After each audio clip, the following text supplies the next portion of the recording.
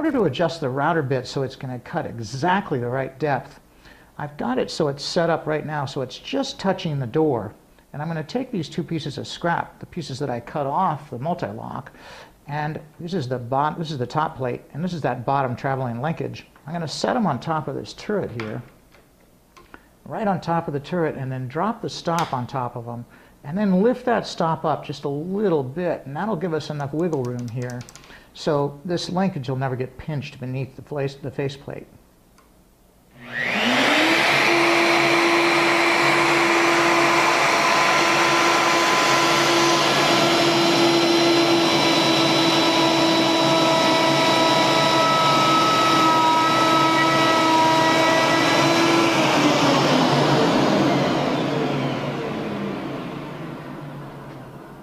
You'll notice that I didn't start that mortise right at the end of the door. I left about 2 inches here of solid material before I started plunging in. That's for a couple of reasons I'll show you in a second. And there is some sawdust left here. It's not picking it all up. If you take the machine and you back it up,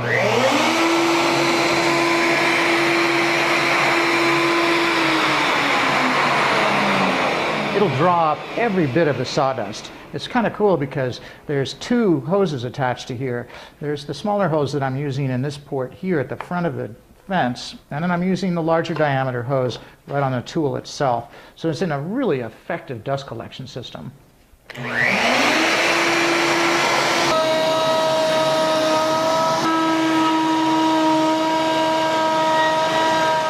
The next pass is going to be cut with this 5/8 inch wide cutter, and I'm going to set the depth of cut very carefully this time. I want it to be just exactly the thickness of this faceplate. So we want it to just rest on there gently, tighten that up, and we'll try a cut at that depth first. And that's the reason that I left that material untouched at the very bottom of the door. It gave me a really good spot where I could set that 5/8 inch router bit down and make sure that it was right exactly on the edge of the door.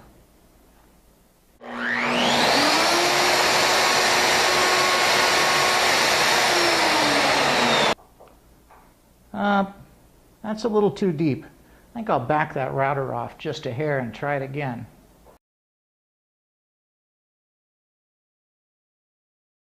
This router makes it really easy to change and adjust the depth of cut. At the top of the post right here, there's an adjustment, a depth of cut adjustment. You can hear this click. Hear it click?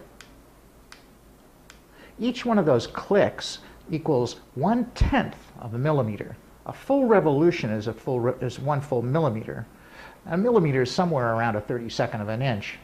That's kind of close. So what I'm going to do is I'm going to back this off. Now look at this illustration here. Notice on the left here there's a little illustration of a deeper cut, and on the right is a shallower cut. So if you turn the gauge in this direction, if you turn the depth adjustment in this direction, you'll be going deeper. And if you turn in this direction, you'll be making a shallower adjustment. You'll be cutting shallower. Now this might seem backwards because as you turn this and you watch the post here on the bottom of the turret moving up and down too, and as it moves up you'll think, oh my goodness, I'm not going to be going as deep. Actually, it's exactly the opposite. The further up you bring this stop, the deeper you're going to go when you plunge the router back down into the workpiece. So follow the illustration. Don't think about this. Follow the illustration, trust the illustration, and you'll get this right. Okay, I've messed around enough with this. I'm going to take this depth of cut stop. I'm going to bring it right back down on top of the turret where it was originally. And now I'll make my adjustment. Okay, I want the router to cut a little bit more shallow, which means I have to turn the depth of adjustment here in this direction. If I do, though, it's going to come into contact even stronger with this turret stop. So what I'm going to do is I'm going to release the router, let it come up just a little bit, and then I'm going to turn 1 click in that direction, and now I'm all set to cut.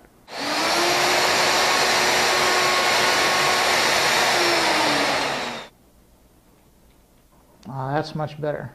That's right, we want it. It's almost perfectly flush.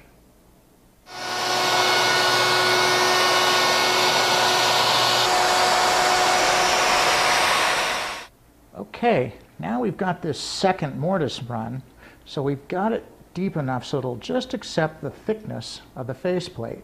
We got to cut this mortise down deeper though for the box, the body around this slide bolt.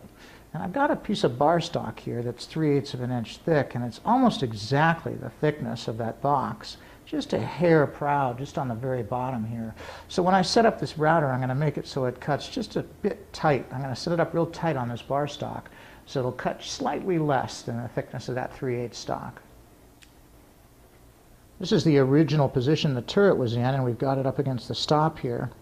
And what I'll do is I'll loosen this up, pick up the depth stop, drop it on top of this bar stock, and then pinch it down there real tight, and then tighten that up. And that way, when I pull this out, it's pretty snug. See how this pops up just a hair? When I drop down the router, I'll just make sure it just touches this stop on the turret, and then the depth of cut should be just perfect.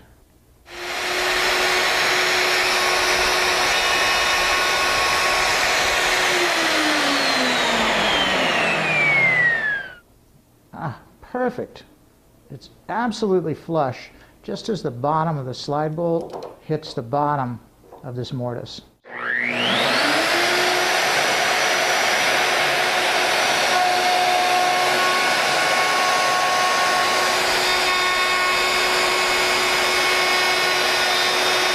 lot of things about this router I really like. This dust collar lifts up and snaps into place, so it makes it real easy to change the bit or clear any sawdust that gets trapped in there. To release it, just push this switch here. It snaps right back down again. Now let's make that deep mortise for the pocket lock.